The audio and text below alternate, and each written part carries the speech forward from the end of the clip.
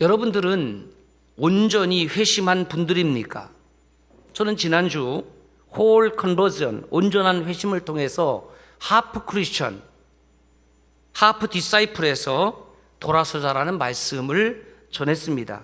그렇다면 여러분들은 그 말씀을 듣고 지난 일주일 동안 내가 나도 모르는 사이에 하프 크리스천이었구나, 나도 모르는 사이에 나는 하프 디사이플, 반제자였구나, 내가 온전한 그리스도인으로 온전한 제자로 돌아서야지, 그렇게 결단하고 그렇게 기도하고 그렇게 성경 읽고 살기 위하여 노력했다고 하면 여러분들은 가능성이 있습니다.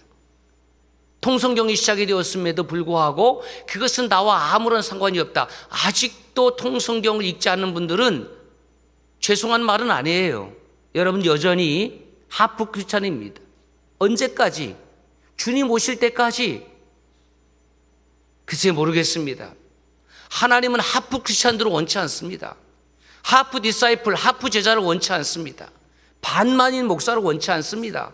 반만인 장로들도 원치 않습니다. 그러므로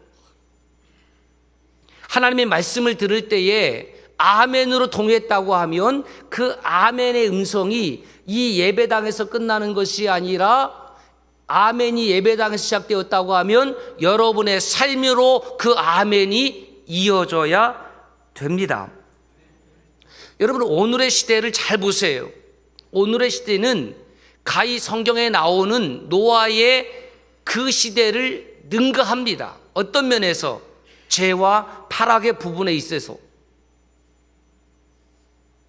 죄를 지어도 타락을 해도 어떻게 보면 아주 고급지게 교묘하게 그가 죄를 짓고 있는지를 모를 정도로, 그리고 그것이 밝혀지면 어쩜 그럴 수 있느냐라고 우리는 경악하는 눈속임이 심한 시대에 살고 있습니다. 다만 노아의 시대와 오늘의 시대가 다른 점이 있다고 하면, 노아의 시대는 노아와 그의 가족 8명 외에는 하나님을 경외하는 사람이 없었다는 겁니다. 그런데 오늘날에는 8명은 더 되거든요. 아직도 이 땅에는 수없이 많은 교회가 있고 수없는 목회자들이 있고 수없는 성도들이 있습니다. 그 노아의 시대에 하나님을 경외하는 그 8명 외에 그들이 무엇으로 심판을 받았느냐 하면 물입니다. 물로 심판을 받았습니다. 여러분 여름에 얼마나 우리가 물이 필요합니까? 수가의 생수 우리 로베에 있지만은 주일날 끝나고 나면 텅텅 빌 정도로 아주 인기가 좋아요. 너무너무 좋은 지금 시스템을 구축하고 있어서 얼마나 감사한지 몰라요. 그 보세요. 물이 무엇입니까? 물은 생명입니다. 물은 죽어가는 사람을 살리는 힘이에요. 그런데 아이러니하게도 그 물이 생명인데 그 물이 넘쳐남으로 모든 사람이 심판을 받는 겁니다. 물을 먹어야 살 수 있는 존재가 물로 인해서 다 죽게 되었다는 거죠. 여러분 이 시대도 다를 바가 없습니다. 이 시대에 넘쳐나는 홍수가 무엇이냐면 설교입니다. 그 제가 종종 참 설교하기 싫다라고 하는 의미는 목사가 뭐 설교하기 싫어 이렇게 단순히 생각할 것이 아니고 그 속에 저의 삶에 대한 고민이 있고 아픔이 있습니다.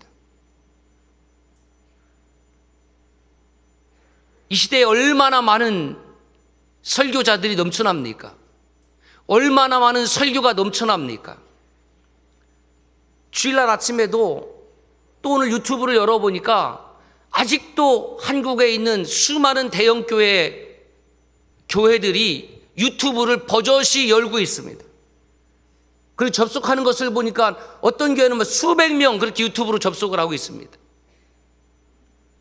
목회자들이 정신 못 차리는 거예요. 유튜브 끊어야 됩니다. 다시 말씀을 듣기 위하여 유튜브를 이용할 수 있다고 생각합니다. 우리 교회 그렇게 하고 있습니다. 그러나 실시간 유튜브로 예배를 드리는 것은 끊어주어야지만이 집에서 편히 예배를 관람하는 그 하프 크리스천들을 다시 온전한 그리스도인으로 세울 수 있기 때문에 끊어줘야 된다는 거예요. 조회수 몇만짜리가 중요한 게 아니에요.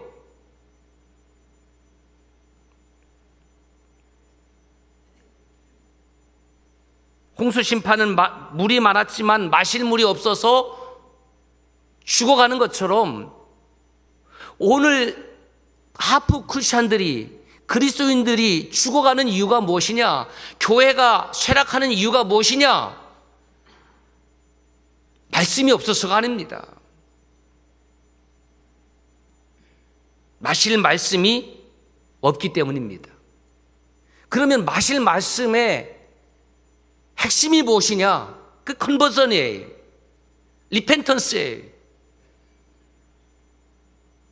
하나님의 말씀의 핵심은 무엇이냐면 회개와 회심이에요. 아무리 듣기 좋은 메시지가 있다 할지라도 회개가 빠지고 회심이 되지 아니하는 말씀은 그 듣는 영혼들이 다 홍수 시대의 심판을 받는 것처럼 죽고 말 것입니다. 설교 잘 들었어. 설교 은혜스럽네. 제가 그 말씀 들으려고 메시지 준비하지는 않습니다. 저는 성도들을 목양하며 하나님 나라의 항구에 이르게 하는 그 도와주는 목회자요, 설교자이지요. 설교자는 신구약 성경 66권의 하나님의 말씀을 이 시대의 문화와 언어의 옷을 입고 다시 성도들에게 전달하는 사람이 설교자입니다. 그것은 목회자로서 설교자로서 하나님의 말씀을 대언한다는 차원에서는 한없는 기쁨이요 영광이지만 매주일 말씀을 전해야 된다는 입장에서 보면 또 하나의 거룩한 부담임에는 틀림없습니다. 저도 설교자이지만 설교를 하면서 늘 고민하는 것이 이 설교가 과연 하나님의 말씀을 바르게 전달하는 메시지일까? 이 설교를 전하는 것이 하나님의 뜻에 합당한 설교인가? 혹시 이 설교를 듣고 성도들이 시간을 때우고 이 설교를 듣고 성도들이 행함이 없는 설교라면 내가 무엇을 위하여 단에 선다는 말인가? 많은 생각을 하게 됩니다. 사진을 좀 보시면 자크 앤 릴이라는 프랑스의 이분이 신학자이기도 하고 철학자이기도 하고 법학자이기도 하고 사회학자이기도 하고 아주 탁월한 사상가지요. 이 자크 앤 릴이 뒤틀려진 기독교라는 책을 많은 책을 썼는데 이게 번역이 되어 있어요. 이런 얘기를 했습니다. 기독교가 성경대로 바르게 선포된다면 기독교는 많은 수를 얻지도 못하고 이 땅에서 누릴 수 있는 대가와 이익을 얻지 못할 것이다. 그럼에도 인간의 동의를 얻기 위해 그들의 기호를 맞추고 그들을 매료시켜야 한다니 라고 탄식을 했습니다. 사람들의 기호를 맞추고 사람들을 매료시키는 설교, 그런데 그 안에 생명이 없고 천국이 없고 구원이 없고 회개가 없고 회심이 없다고 하면 수많은 사람들을 매료시킨들 무슨 의미가 있겠습니까? 생명에 이르지 못하는 하나님의 말씀은 없습니다. 다만 설교자가 그 하나님의 말씀을 생명력 없게 변질시켜서 전하는 것이죠.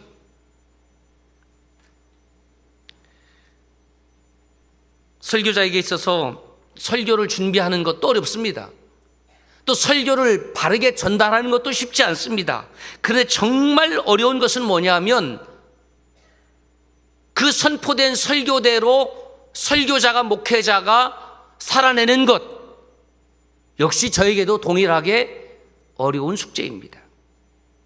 다시 말씀드리면 설교자는 자신이 설교한 대로 살아내기 위하여 고군분투해야 됩니다.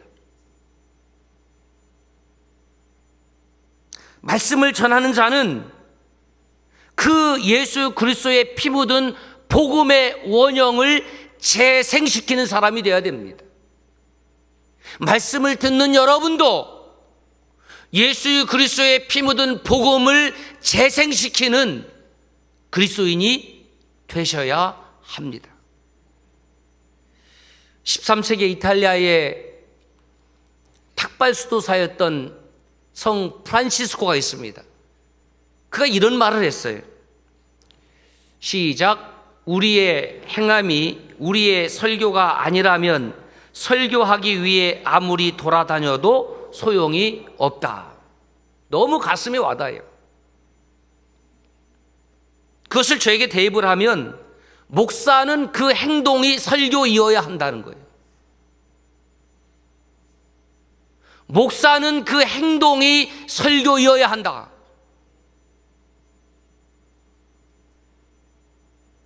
그 하나님 말씀을 들은 장로님도 그 행동이 설교이어야 한다. 리스피치죠. 목장에서 은혜 나눔을 하는 것도 단지 말을 옮기는 것이 아니라 나의 삶이, 나의 행동이 설교이어야 함을 서로가 나누는 것이 되어야 됩니다. 여러분, 그런 차원에서 저는 여전히 하프 패스터임을 고백하지 않을 수 없습니다. 이것은 겸손을 가장한 말이 아니에요. 그래서 오늘 또 주님 앞에 그 나머지 하프를 채우기 위하여 주님의 은혜를 그래서 사모하고 간구하는 겁니다. 여러분들도 그러시기를 바랍니다.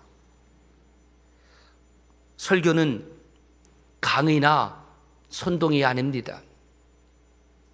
선동, 부채질할 선자에 움직일 동자, 부채질하여 움직이게 하는 것, 대중들의 마음을 부채질하여 그 선동가가 원하는 방향으로 대중들을 몰아가는 것을 선동이라고 합니다. 그래서 북한의 정치 체제를 선동 정치라고 하는 것입니다. 그 선동 정치는 광기의 정치입니다. 그 선동 정치는 사람을 살리는 정치가 아니라 사람을 죽이는 정치이죠. 그래서 그 선동 정치를 보면 그 뒤에는 선동가의 교묘한 이익이 자리하고 있는 것입니다. 이러한 선동의 대상은 대중입니다. 그래서 선동가는 언제나 요즘 전 국민이 알고 있는 파퓰리즘, 대중 인기주의, 대중 영합주의, 그래서 국민들을 호도하는 겁니다. 그리고 그 뒤에서 정치적 이익을 도모하는 거죠. 선동 정치입니다. 악합니다. 그러나 설교자는 그 대상이 교인입니다. 그리스도인입니다. 하프 크리스찬입니다. 그러므로 설교를 듣는다는 것은 무슨 의미냐면 복음으로 나를 전도하는 겁니다. 복음으로 나를 다시 전도하는 거예요. 복음으로 나를 다시 전도할 필요가 없는 분들은 굳이 설교를 들을 필요가 없습니다. 내가 이미 온전한 그리스도인으로 살고 있는 사람은 하나님 말씀을 들을 필요가 없지요. 나는 퍼펙트한 퍼슨, 퍼펙트 퍼슨, 완전한 사람인데 거기에 무슨 말씀이 필요합니까? 지금 내가 믿고 살고 드러내고 행하는 모든 것이 퍼펙트한데 뭐 하려고 예배당에 나와서 앉아 있습니까? 선동자는 자신이 선동하는 대로 살지 않아도 됩니다. 그러나 설교를 듣는 사람은 그 들려진 말씀대로 살아야 되고 선포하는 말씀대로 살아야 될 무한한 영적 책임이 있습니다. 이것을 설교자가 모르니까, 이것을 목회자가 모르니까 국회 청문회에 목회자가 등장을 하는 겁니다. 당신 목사 맞아요? 맞답니다. 목사 같지 않으니까 그 질문하는 사람이 국회의원인데 그분이 권사님입니다. 기가 막히지 않습니까? 여러분, 이 시대에 이렇게 목회자들이 난 타락해 있다는 거예요. 그곳은 목회자가 앉아있을 자리가 아니고 청문을 받아야 될 자리가 아니잖아요. 목회하고 계세요? 목회하고 있답니다. 목회 혼자 합니까? 그게 목회입니까? 무슨 목회가 그렇습니까? 어디서 목회를 하고 있습니까? 어떤 성도들이 있습니까? 어떤 교회 공동체가 있습니까? 저는 특정 정당을 지지해서 드리는 말씀이 아니니까 오해하지 말기를 바랍니다. 그 자리는 목사가 있어야 될 자리 아니잖아요. 목사는 그 행동이 설교이어야 되는데, 목사는 그 행동이 설교이어야 하는데, 목사는 그 행동이 설교이어야 하는데, 공작이 설교입니까? 여러분 그렇게 생각하세요?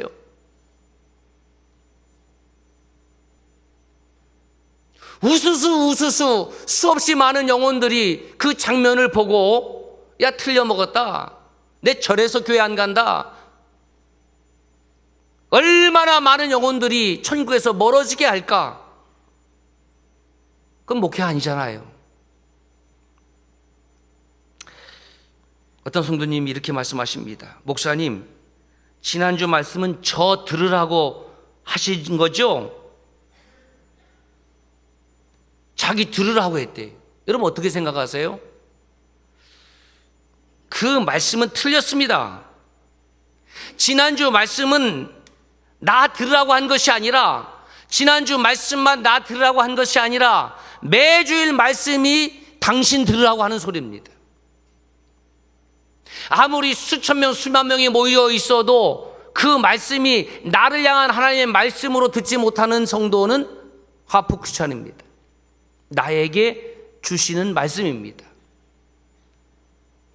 그리고 대단히 송구스럽지만 그대 한 사람을 위해서 일주일 내내 설교 준비하는 것이 아닙니다. 어느덧 자기 자신을 그렇게 높여놨어요.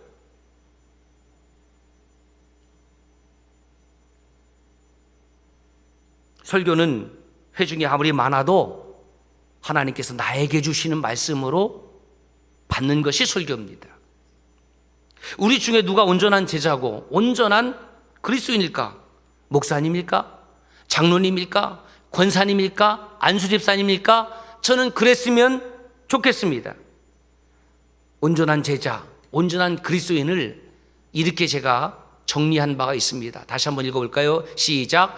온전한 제자, 온전한 그리스도인은 회개하고 회심한 사람이다. 여러분 가운데에 회개가 있습니까? 여러분 회심했습니까? 그러면 온전하지 못하지만 죄인이지만 의인이고 하프 크리스천이지만 홀 크리스천입니다. 그러므로 누구든지 온전한 그리스도인이 되기 위해서는 회개가 있어야 됩니다.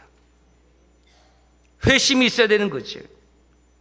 히브리어로 슈브 동사입니다. 돌이키다, return, turn back, 방향을 바꾸다, 전환하다. 슈브, 헬라어로 메타노에오 동사입니다. 마음이나 생각, 그 행동도 포함이 됩니다. 돌이키는 것입니다. 제사장 사가랴와 엘리사벳에게서 난 아들이 있었습니다. 제사장 집안에서 태어났으니까 30살이 되면 당연히 제사장직을 이어받습니다. 세례자 요한입니다. 예수님과 6개월 차이입니다. 먼저 태어났습니다. 친척입니다. 그 세례자 요한이 제사장인 동시에 하나님의 말씀을 전하는 선지자로, 나비로 부름을 받았습니다. 그 첫 번째 메시지가 무엇이냐? 첫 번 입을 연 것이 회개하라, 천국이 가까이 왔느니라. 그 유대 백성들을 향하여 선포하는 거죠. 회개하라, 천국이 가까이 왔느니라. 그래서 수많은 유대인들이 그 메시지를 듣고 회개하고 자복하고 하나님께 나왔습니다. 그러나 오늘의 시대는 회개하라 그러면 이렇게 말하겠죠. 너나 해라, 너나 해. 너는 회개할 것이 없냐? 이게 바로 타락한 심령입니다. 그런데 세례자 요한처럼 주님이 공생애를 시작하면서 선포한 메시지도 동일해요. 회개하라, 천국이 가까이 왔느니라. 여러분, 왜 세례자 요한과 예수님의 메시지가 동일할까요? 그것이 오늘 성경 봉독한 권사님이 읽은 본문입니다. 세례자 요한은 하나님이 이 백성들에게 요구하는 것이 돌아서는 것임을 말씀하고 있는 겁니다. 여러분, 돌아서야 됩니다. 회개해야 됩니다. 그 세례 요한의 메시지가 바로 하나님의 마음이고 뜻이었다.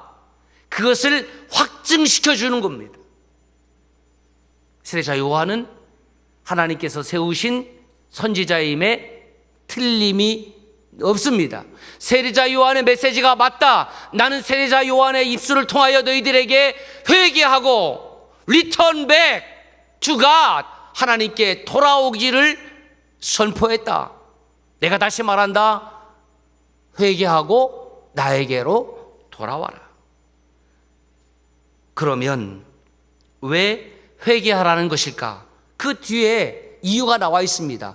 천국이 가까이 왔기 때문에. 천국, 킹덤 오브 갓, 헬라어로는 바실레아 투 데우, 데우는 하나님, 바실레아 나라, 하나님의 나라. 그럼 하나님의 나라가 어떤 나라냐? 하나님의 나라라는 것은 하나님의 온전한 통치와 다스림을 받아들이는 것이지요. 그러므로 온전한 그리스도인은 하나님의 통치와 온전한 다스림을 받아들이고 사는 사람을 말하는 거예요. 내 뜻 있지만, 내 마음 있지만 하나님의 마음이 더 중요하고 하나님의 뜻이 먼저입니다. 이것을 받아들이고 인정하고 수용하고 행하는 사람을 하나님이 찾으신다는 겁니다. 왜냐하면 그렇게 하나님의 나라가 임한 사람에게 하나님의 나라가 열리고 구원이 임하고 천국이 임하고 영생이 있기 때문입니다. 요한복음 3장 15절로 이렇게 말씀합니다. 이는 시작 그를 믿는 자마다 영생을 얻게 하려 하심이라. 여러분, 구원의 힘이, 영생의 힘이 나에게 있습니까? 없습니다. 구원과 영생의 힘이 나에게 있기는커녕 폭염이라는 날씨 하나도 내 마음대로 할 수가 없어요. 여러분, 회개는 내가 원하는 삶의 방식에서 하나님이 원하는 삶의 방식으로 돌아서는 것을 회개라고 이야기를 하는데, 근데 이 회개를 너무 개인화시켜버리고 너무 관념화시켜버렸기 때문에, 아니 싸구려 회개를 만들었기 때문에 교회가 세상에 소금과 빛으로 드러나지 않는 거죠. 목회자들이, 설교자들이 회개를 말하지 못하고 전하지 못하는 이유가 무엇이냐? 이것이지요. 혹시 회개하라고 선포하면 성도들이 불편해할까 봐. 여러분, 회개하라는 말씀을 듣고 안 불편한 것이 잘못된 거 아닙니까? 회개하라는 말씀 듣고 안 불편한 것이 화인 맞은 양심 아니에요? 그 회개하라고 그러면, 돌이키라고 하면, 그래 내가 말씀으로 나를 비추어 보아서 거울 앞에 선 여인이 어디에 얼굴에 흠이 있는 것처럼 찾아내어 고치듯이 하나님의 말씀에 비추어 봐서 내 삶의 모습이 잘못된 것이 드러나면 과감하게 고쳐야 되는 거지요. 돌아서야 되는 거지요. 그게 회개잖아요. 그러니 불편할 수밖에. 그 불편한 메시지를 전하지 않으니까 성도들은 좋다네요. 왜 불편한 메시지를 안 전하냐 물으니 그 메시지 듣고 교회를 떠날까 봐. 그래서 회개를 말하지 아니하고 값싼 용서를 말하면 성도들이 행복해하고 마음이 편하다네요. 이것이 오늘날 설교자의 죄입니다.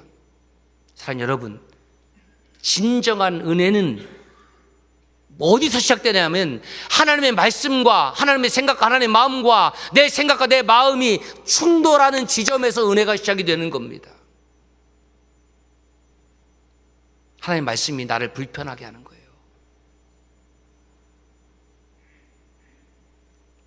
거기서부터 여러분의 은혜가 시작이 되는 겁니다. 말씀이 불편하니까 나 못 듣겠다, 딱딱하니까 못 듣겠다, 그럼 어떻게 해요? 나가야지. 그래서 제가 불편한 은혜라는 책을 쓴 겁니다. 교회가 무엇인가? 회개한 사람들의 공동체고 끊임없이 회개하는 사람들의 공동체를 교회라고 하는 것입니다. 교회가 대사회적 신뢰가 떨어지고 문을 닫는 이유는 결국 오늘 한국 교회가 회개하는 일에 부족하기 때문에 그렇습니다. 회개하지 않아요. 나는 더 이상 잘못한 것이 없대요. 그 마음이 회개할 마음입니다.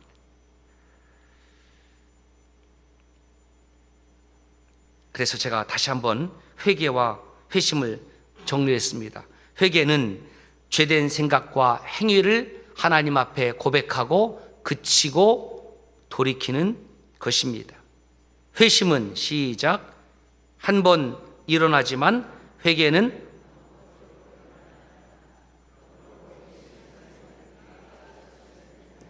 컨버전, 하나님께 돌아가는 삶이 되기 위해서는 끊임없이 회개와 친해져야 됩니다. 단순히 내 죄를 인정하고 고백하는 것에서 끝나지 말고 내 삶의 방향과 삶의 방식을 바꿔야 됩니다. 왜? P&R, 아시아기 아직 시간과 기회가 있기 때문에. 보편적으로 제가 이렇게 관찰해 보면 나이 한 40만 넘어가면 절대로 안 바꿔요. 안 바꿔. 아무리 설교자가, 아무리 목회자가 목이 터져라 외쳐도 안 바꿔요.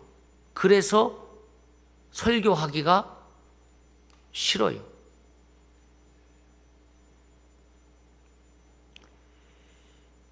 오늘날 목회자들이 요구하는 회개와 주님이 요구하는 회개도 좀 다르긴 합니다. 목회자들이 요구하는 회개는 기도하지 않고 사역하지 않고 예배하지 않고 헌금하지 않고, 물론 그것도 회개해야 되지만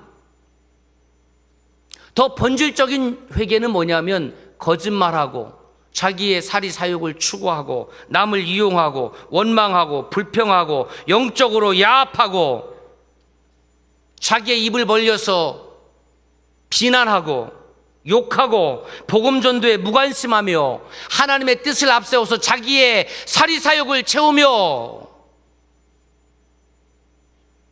또 그냥 대충 지나쳐요. 회개해야죠. 돌이켜야죠. 주님이 원하시는 회개는 단순히 종교적 행위를 돌이키는 것이 아니라 우리의 삶 가운데, 저와 여러분의 삶 가운데에 죄를 끊어버리는 겁니다. 컷오프. 그게 가도시잖아요.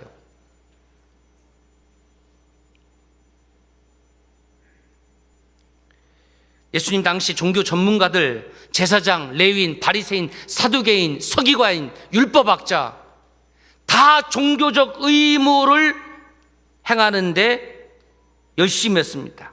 그들을 향하여 주님은 거침없이 회개를 촉구한 거죠. 종교적 의무를 이행하지 말라는 것이 아니라 그들은 종교적 의무를 관념화시켰기 때문에, 관념화시켰다라는 말은 의무만 행했지 진정으로 하나님의 기쁨이 되는 삶을 살지 않았다는 겁니다. 여러분, 참된 그리스도인, 참된 제자는 끊임없이 회개가 일어나는 삶입니다. 그런 차원에서 말씀을 전하는 저 역시 끊임없이 회개와 친밀하게 살 것입니다. 여러분들도 부디 그렇게 사십시오. 회개하라, 천국이 가까이 왔느니라. 하나님 아버지,